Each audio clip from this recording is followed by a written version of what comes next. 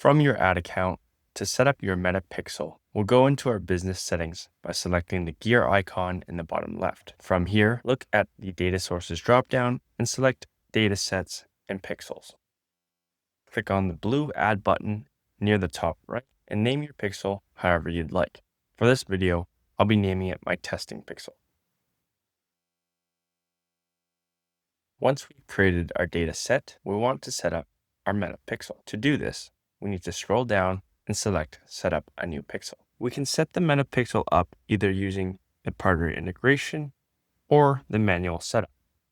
For the partner integration, we follow the on-screen instructions just like we've set up our Google Analytics to follow along and set up our Meta Pixel. However, for this video, I'll be showing you how to set it up using the manual method by inserting a snippet of code provided for us by Meta.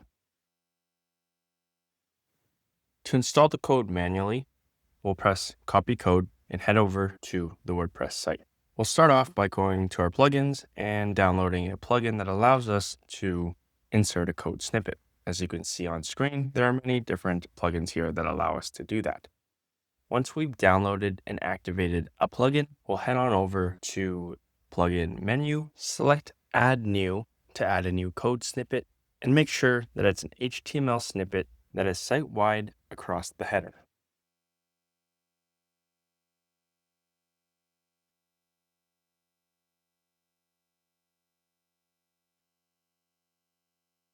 Once we've saved our changes and look at an overview of our code snippet, we can see that the code type is an HTML, the location is a site-wide header, and the status of the code snippet is active.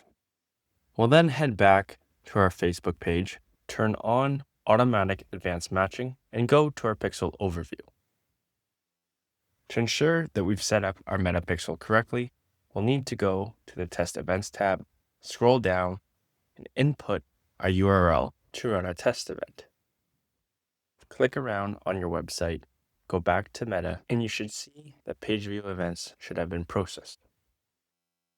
We'll then go to our settings, connect our ad account with our business portfolio account. Select the correct pixel, go to connected assets, and we'll connect the two assets together. Select the correct ad account and press add. When completing this process, sometimes it may ask you to verify your email. Once all the steps in this video are complete, you've set up your Meta Pixel. In the last 10 seconds of this video, I'll show you on screen how to select your Meta Pixel when creating an ad.